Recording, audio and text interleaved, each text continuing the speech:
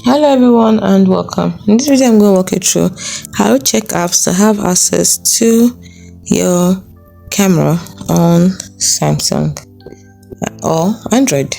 It's quite simple. From the home menu, scroll down to see apps. So you click on settings first of all, and then you scroll down to see apps, tap on apps, and then you tap on the three dots at the top right corner. You see permission manager, tap on it, and here you look for camera.